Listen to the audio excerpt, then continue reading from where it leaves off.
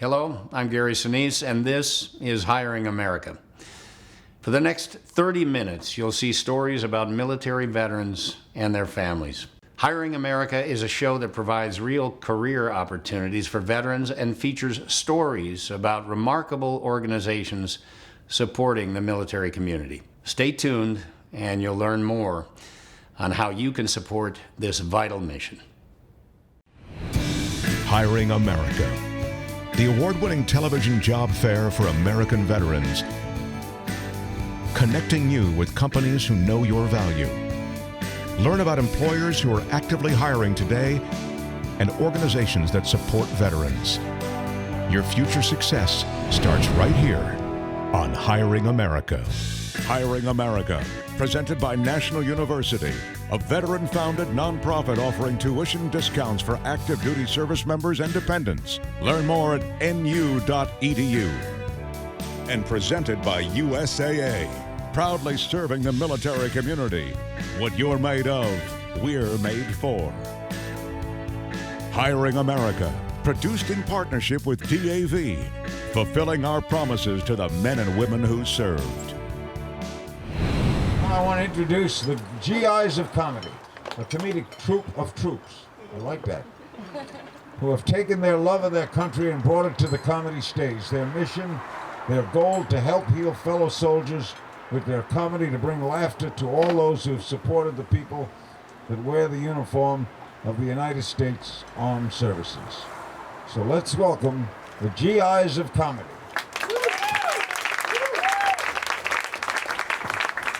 Everybody, give it up for Larry King.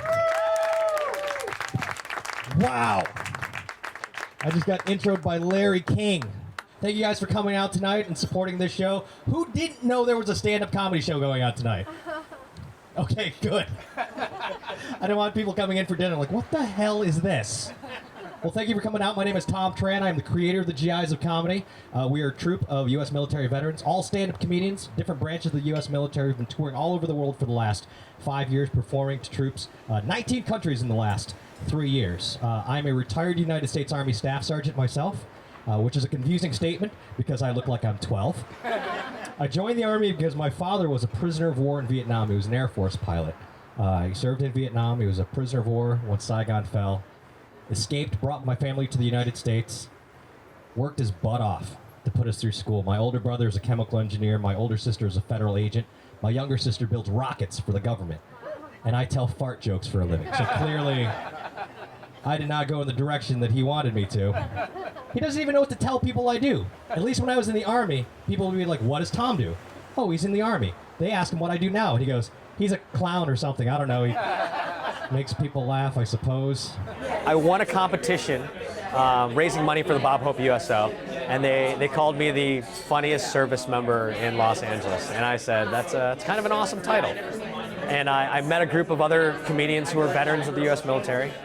And when I left the Army, I still wanted to serve any way that I could. And I tell people all the time, I can't kick down doors, I can't jump out of planes anymore, but I can make soldiers laugh. I can make them forget about where they are, that they're deployed, that they're away from their families for 30, 45, 90 minutes. So I created this group. Please give a big round of applause for Jose Sardu. I did not know I wanted to be a comedian. I wasn't even funny growing up. I just loved stand-up, but I tried to be an astronaut, and that turns out to be hard, and I didn't make it. I'm a reservist part-time, thank you. And as Tom said, I'm a lieutenant colonel, and everybody's like, you look too young to be lieutenant colonel, and I was like, well, you should have seen when I was a first lieutenant at 24 years old flying cargo planes, I look 14. Which does not give you confidence when you get on the plane. And I would have World War II veterans like, what do you do on the plane, little boy? And I'm like, I'm the pilot, sir. Like, well, we're taking the train, man. The GIs of Comedy love this group. This group made comedy fun for me. He said, no, come on, you help us with this couch, we'll get this done faster, bada boom, bada bing, bam, we out of here. I'm like, that sounds good, but check this out. I would help, but back in '98, I graduated from college, so no, I don't help furnishing. That was your career of choice, not mine. Let's go. You know, I grew up listening to Richard Pryor, Eddie Murphy, Red Fox, Mom's Mabley. You know, I'm like a comedy historian. And one of my friends dared me, basically, to do comedy. So I did it, had a great set. It helped that half the audience were friends of mine, but still had a great set, and that feeling that I got just made me say, this is what I want to do now. I want to be on stage making people laugh, entertaining people, making them feel better. A year and a half ago, full hip replacement. Yeah, boy, I know y'all looking at me and say, hey, you're a big dude, stop lifting heavy stuff. No, I just told you, I don't lift heavy stuff. I don't. And see, I didn't mess my hip up in a cool way. I wasn't doing something worthy. I wasn't in the Marines. I wasn't like in the trenches. I wasn't squatting 1,000 pounds, bench pressing 800 pounds, fighting dragons. I wasn't doing anything cool like that.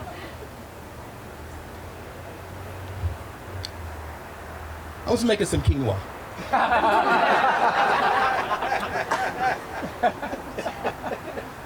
I sprinkled a little too much paprika on it. Sneeze too hard, pow! Broken hip, bam, right there. I served in the United States Navy for 5.5 years.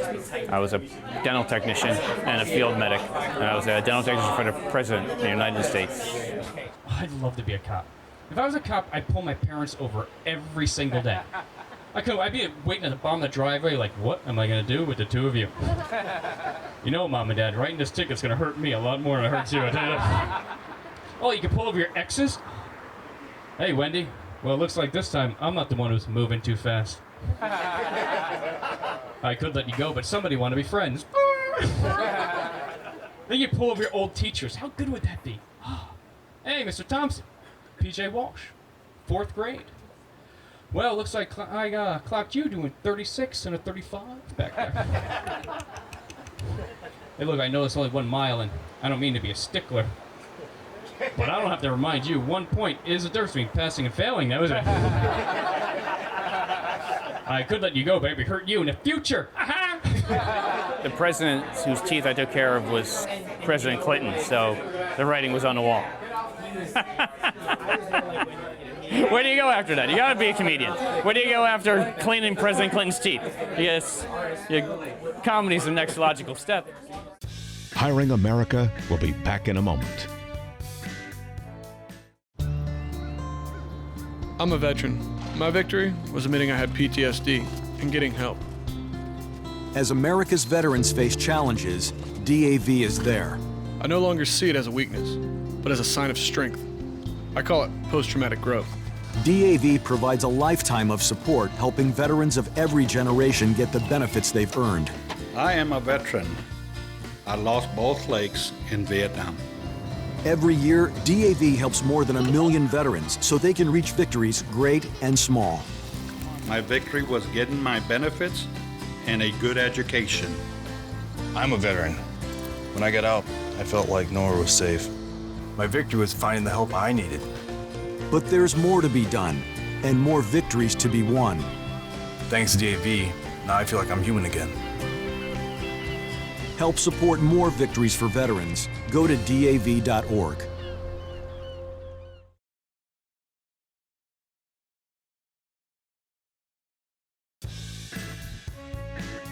Veterans sometimes are seen in the common media as people who go overseas and we do the will of the government and the Department of Defense, and they kind of forget that we're also your neighbors and your friends. And I think a night like this is important to show to the community that veterans served their country in uniform in the past, and they continue to serve their country in unique ways through humor, through being good citizens, through connecting with the community. I actually went to college on a Marine Corps scholarship too. The Marine Corps was my student loan. So when I hear recent college grads go, oh, my student loans are killing me, my student loan actually tried to kill me. I actually got started in stand-up comedy in the Marine Corps. My colonel asked me to write him jokes for a dinner, but when a colonel makes a request, it's not really a request, it's more of a direct order. So I had 48 hours to make him funny, and so right before the dinner, my boss, the executive officer, knocks on my hatch, and he said, the colonel needs to see you, and I thought, damn, I crossed the line. So I went in there thinking I was going to get skewered, and instead I went in the room and he wanted tips. He wanted like, well, how did you see this being delivered? I'm like, well, all right, so, and I started just slinging him, and I went back, and so he did great. He killed, and I thought, all right, if I don't die in the war, I'm coming back. I'm gonna do this myself. So I may be the only person that was given a direct order to make their boss funny. Yeah, the amazing thing is, I went to Harvard. The Marine Corps paid for Harvard University. Now, I'm not bragging when I say that. If you think I'm getting cocky, let's just take a moment together and let's just follow the trajectory of my life. Harvard, then the Marine Corps, then stand-up comedy. The idea of taking humor and using it as a bridge between civilians and military people is probably the best thing that we can do. For the fact that if you look at the idea of how many people are in the military serving, which seems like a lot, but in the idea of how the population is broken down, it's not a lot. So to show that people in the military can be artistic, people can be funny, it's invaluable to us because I don't think, if you look at war posters from the 40s, 50s, 60s, you don't think like, gosh, I wonder if that guy's funny. But when you see us, hopefully you say, that was funny. Bob Hope was synonymous with entertaining our troops, and we haven't had a Bob Hope. We've had entertainers continuing that tradition, but we haven't had a name that was synonymous with entertaining the military, and that's what I wanted to do when I created the GIs of Comedy. I wanted to be this force of entertainment for our troops. A gentleman came up to me after the show and he said, can I talk to you for a second? And I said, sure, and he took me aside and he said, I just wanted to say thank you. And I said, for what? And he said, just because, he said, I've been here for 10, 11 months. He said, and even when you're sleeping, you always know you're here. He said, but for the first time during your show, I left and I didn't feel like I was here anymore. Because I know I'm back now, but for that brief time I was gone. And he gave me a hug. And in the military, because it's very macho, essentially a macho place to be, you get a lot of the bro hugs. But this was just a hug that and he kind of held on to me, and it was really sweet, beautiful moment. And that's the type of thing that if you can build that, you walk away saying this is all worthwhile.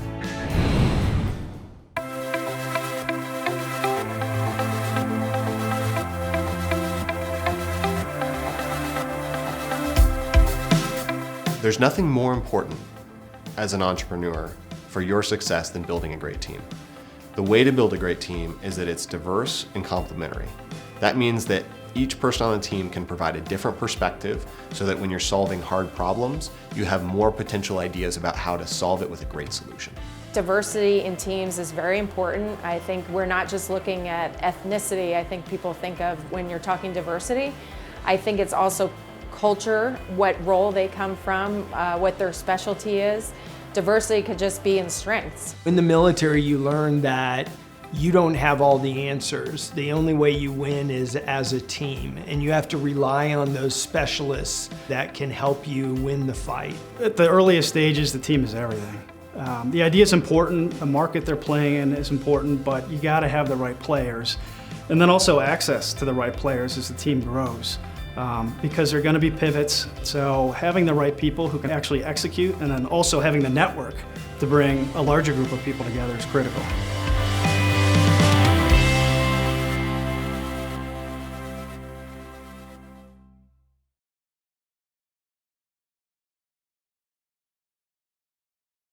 For many years, it's been my great honor to have been able to dedicate much of my time to supporting the veteran community. The Gary Sinise Foundation fills a critical gap for veterans and military families with a range of initiatives. The foundation builds adaptive, smart technology homes for our most severely wounded service members, serves the children of fallen military heroes, and provides education and outreach to bring together civilians and the military community. If you'd like to learn more or get involved, please go to GarySiniseFoundation.org.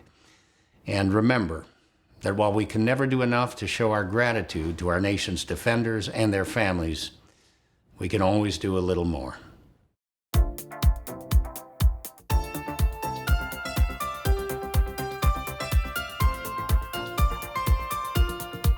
When a veteran comes to me and asks me for tips on how to start the process when they're transitioning from getting out of the service and going to civilian life, one of the first things I always tell them is to try to get a copy of their official transcripts for all the schools that they've attended. And that way they can have them sealed and on file, because if they have less than 60 accredited hours completed, then they're going to have to request their high school transcript as well. If not, without the high school transcript, that could delay their enrollment process. When they're setting up their e-benefits account, it's really important to them to answer everything as best they can and as honestly as they can, even if they're not sure where they're going to end up living, because that starts the process for them applying for their VA educational benefits. Once they've applied for it online on the website, we recommend that they take a screenshot, and that at least that way they have that in their phones, or they can save their confirmation email, and they can use those to start the process at whatever school they decide to go to.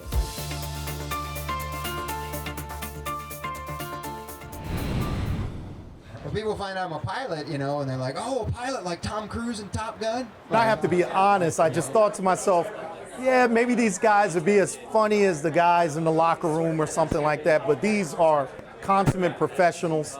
I would put them up against anybody in Hollywood any day. I had a great time and can't wait to see them again. The sets were great. I was really impressed. In fact, I approached a couple of the comedians afterwards just to learn more about their careers and see where they were performing in the future, because I think they are really talented. I didn't quite know what to expect, but what I really appreciated was weaving their personal stories about serving in the military and finding the humor in some difficult experiences and in just the unusual experiences that they have as people serving our country. You might occasionally see me looking at my hand, and I will explain why. I actually have to write my jokes on my hand, because I am what you call unprofessional. But the actual reason is, and this is the God's honest truth, I deployed to Iraq in 2003 with the United States Army. And my first week in Iraq, my 4th day in country, my first mission outside the wire, I was in a gunfight. And I took a 7.62 round from an AK-47 to the back of the skull. Took out a little chunk of my scalp, and it screwed up my short-term memory. So I have a really hard time remembering 10 or 15 minutes at a time. And people are like, that's terrible that you don't have a good memory. And it's not, because I live with a woman, and it could actually be the best thing that's ever happened in my life. Because I have a built-in excuse to forget everything, and she can't get mad at me, because that would be unpatriotic. I think a lot of people have preconceived notions, whether positive or negative, about the military and about people who serve and about veterans who are coming back, and these guys made it so accessible. Their stories were relatable. Their stories were hilarious. And I just sort of loved the way that they wove in their real life experience having served this great country, and also made it funny, made it enjoyable. The important thing that we show veterans is that, you know, we are people similar to how they are, as far as they have dreams, they have goals, they have aspirations, and so our goal is to just say to them, you can do anything you want. I mean, we've all created things in our lives that meant something to us, and we hope that that transcends to them, where they do something that means something to them. Hiring America will be back in a moment.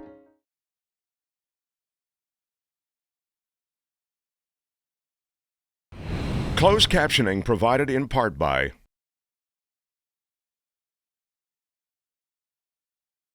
You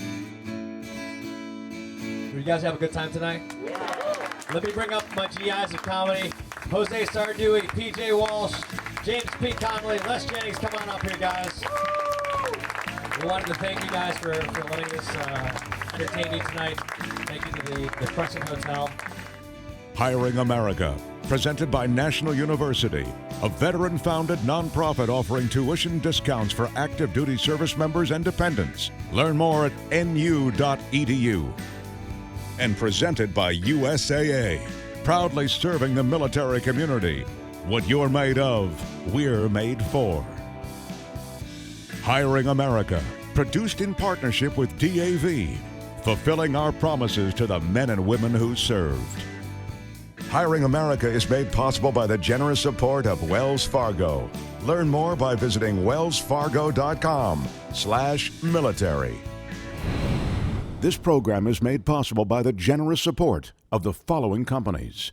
Military Made, the first subscription box with products from veteran and military spouse-owned businesses. Do good, get awesome. Visit militarymade.com to learn more.